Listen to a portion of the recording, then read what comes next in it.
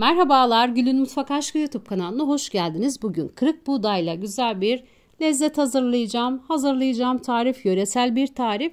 Bu güzel lezzeti sizlerle de paylaşmak istedim. Buğdayı kabın içerisine aldım. İçine bakıyorum. Taş ya da herhangi bir şey var mı diye. Temizledikten sonra buğdayı yıkayıp tarifin yapılışına geçeceğim. Buğdayı yıkadım. Başka bir kabın içerisine alıyorum.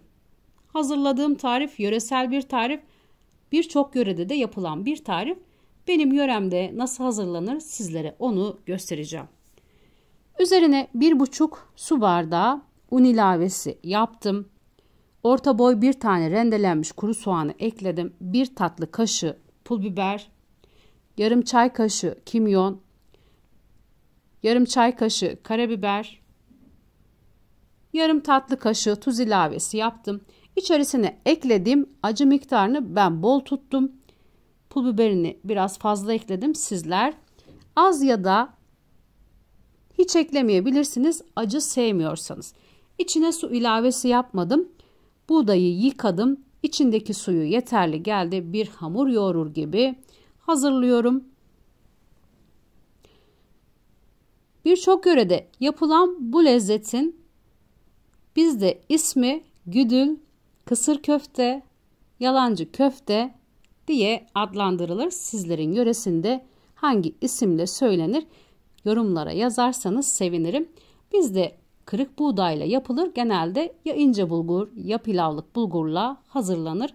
Ben size kırık buğdayla nasıl olduğunu göstermek istedim. Çocukluğumdan bu yana bizler bu şekilde evimde hep hazırlanırdı. Sonrasında ben de aynı şekilde annemden gördüğüm gibi hazırlarım. Şekil vermeye başladım. İyice yoğurduktan sonra köfte şekli veriyorum. Önce elimi hafif ıslayarak şekil verdim köftelere. Sonrasında sizlere göstereceğim az sonra. Elinizin içerisine biraz un değdirerek de hazırlayabilirsiniz. Dilerseniz elinizin içerisine biraz su çalıp yapıp ya da biraz un değdirip o şekilde de hazırlarsınız. Elinizin içerisine un değdirdiğiniz zaman köfteler birbirine yapışmaz. Gördüğünüz gibi köfteleri hazırlamaya devam ediyorum. Üstüne biraz un serptim. Köfteler birbirine yapışmasın diye sizlere bu şekilde de gösterdim. Elimin içerisine biraz un değdirdim. O şekilde yuvarladım köfteleri. Kırık buğdayla yapılınca tadı nasıl olur? Tadı ince bulgur ya da pilavlık bulgura göre daha sert olur. Daha böyle yediğinizde ağzınıza dolgun bir şekilde gelir. İnce bulgurla yapılan çok yumuşak ve hemen ağız içerisinde erir. Ben o sertliği seviyorum. Çorbanın içerisindeki köftelerin o dolgunluğu her zaman hoşuma gidiyor ve sizlere de bu güzel lezzeti nacizane sunacağım bugün. Öncesinde gösterdim. Yarım çay bardağı yeşil mercimek, 1 çay bardağı haşlanmış nohut vardı. Onları kenara aldım. Yarım kuru soğanı ince bir şekilde doğruyorum. Kuru soğanı doğradım, sıra geldi çorbayı pişirmeye. Bir parça kemikli eti tencere içerisine aldım. Üzerine yarım kahve fincanı kadar zeytinyağını ekledim. Eti biraz mühürleyeceğim. Sonrasında tarifin yapılışına devam edeceğim.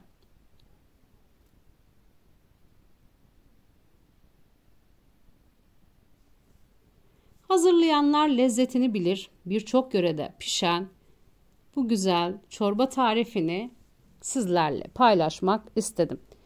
Daha önce hiç denemediyseniz kesinlikle bir defa da olsa denemenizi sizlere tavsiye ederim. İçerisine doğramış olduğum kuru soğanı ekledim. Bir tatlı kaşığından birazcık fazla tereyağını ilave ettim.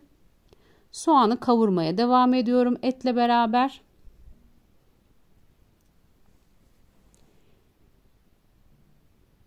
Soğanı etle biraz kavurduktan sonra yıkamış olduğum yarım çay bardağı yeşil mercimeği ilave ettim.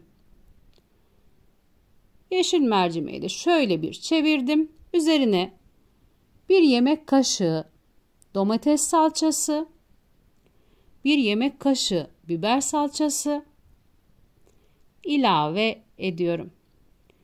Salçaları da iyice karıştırıyorum.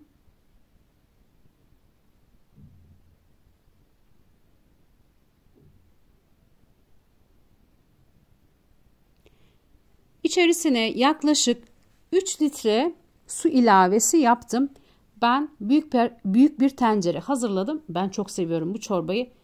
Samimiyetle söylüyorum. Tabak tabak hiç usanmadan yerim. İçerisine 1 tatlı kaşığı tuz ilavesi yaptım. Suyu kaynadıktan sonra içine hazırladığım köfteleri ekliyorum. Sizler malzemeyi azaltarak daha az miktarda çorba çıkartabilirsiniz. Ben büyük bir tencere hazırladım. Tabak tabakta piştikten sonra yedim. Söylediğim gibi çok aşinayım çocukluğumdan bu yana bu çorbaya. Ben her zaman önceden annem hazırlardı. Şimdi de ben kendim hazırlıyorum. Zevkle yiyorum. Sizlere de bu güzel lezzeti göstermek istedim. Tabii hazırlayanlar zaten bilir lezzetini. Çorba kaynamaya devam ediyor. Bu aşamada içerisine haşlanmış 1 çay bardağı nohutu ekledim. Altını kısacağım. Yaklaşık 1,5 saat nohutu ekledikten sonra altı kısık bir şekilde pişmeye devam edecek. Sizler pişip pişmediğini nasıl anlarsınız? İçerisindeki köfteden kaşıkla ağzınıza alarak pişip pişmediğini anlayabilirsiniz. Yaklaşık 2 saat pişirdim. Yarım saat mercimekle bir pişirdim. Sonrasında nohutu ekledim. Haşlanmış nohutla beraber 1,5 saat daha kısık ateşte pişirdim. Kısık ateşte pişen bu güzel lezzet karşınızda.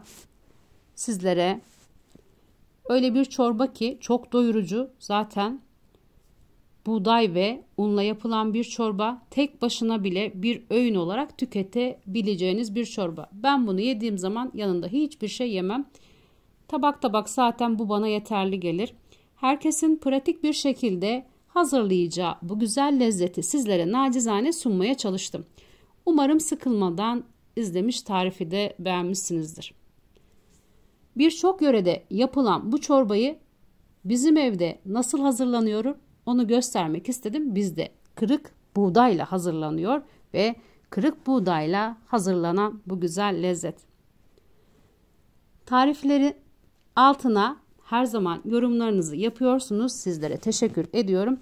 Bu tarifin altına da görüşlerinizi bekliyorum. Bir başka tarifte görüşmek üzere. Herkese sevgiler sunuyorum. Tarifin malzemelerini neyi ne kadar ilave ettiğimi de açıklama kısmında belirteceğim.